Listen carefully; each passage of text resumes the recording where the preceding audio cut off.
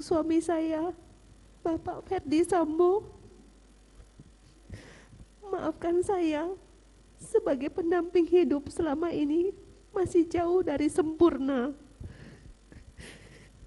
Tidak ada kata yang bisa menggambarkan bahwa betapa bangga dan bahagianya saya mempunyai pasangan hidup yang sangat berjiwa besar, tegar, dan sabar dalam hidup. Doa terbaik selalu mengiringi langkah Papa sepanjang masa. Tuhan, mampukan saya menjalankan semua ini, dan kiranya keadilan-Mu saja yang hadir di situasi yang sangat sulit ini.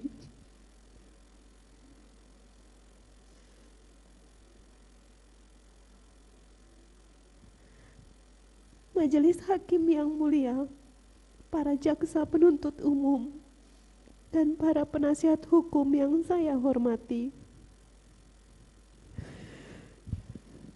Kalaulah boleh saya bertanya,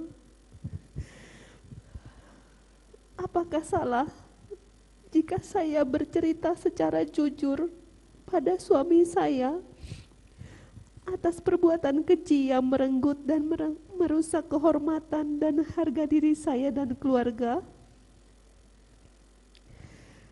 Apakah karena saya bercerita sebagai seorang istri pada suami, kemudian saya dituduh menjadi dalang atas semua ini? Ataukah rasa sakit karena perbuatan keji ini harus saya simpan dan pendam sendiri hingga akhir hayat, agar semua tampak seolah baik-baik saja dan tidak ada yang pernah terjadi? Dan patutkah saya dipersalahkan seolah-olah saya adalah dalang pembunuhan, padahal saya tidak pernah berniat ataupun ikut melakukan perbuatan pembunuhan terhadap Yosua? Saya pun tidak mengerti dan tidak melihat apa yang terjadi saat itu.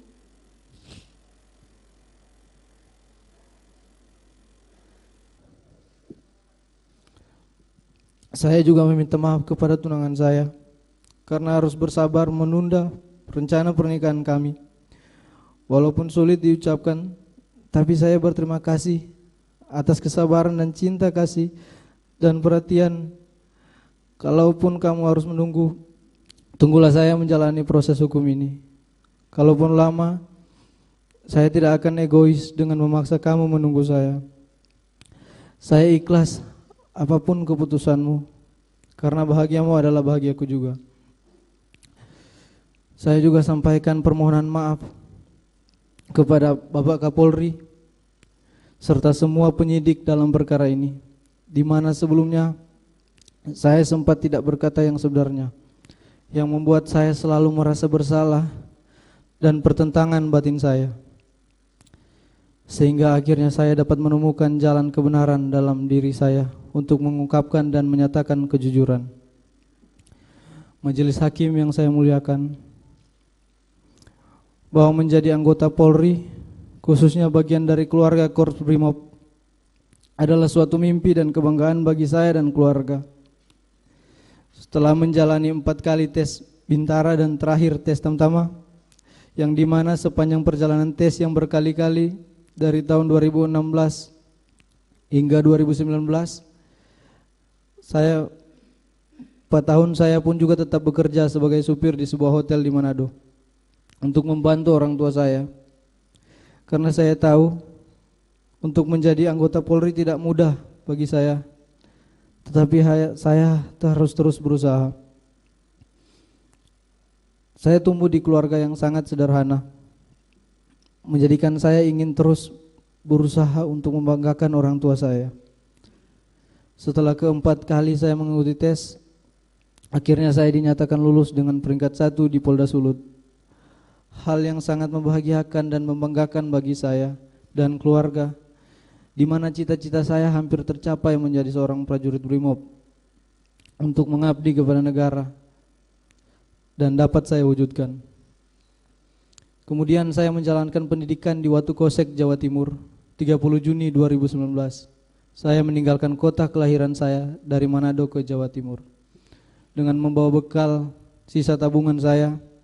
Sebelum saya merantau ke Watu Kosek, saya ingat sebelum saya pergi ke bandara saya berkata, "Mak, saya sudah mau mengikuti pendidikan." Mama saya dengan bangga sambil menangis memberi saya semangat dan doa. Saya pun menangis menjawab akan menjalankan pendidikan dengan baik agar papa mama bangga.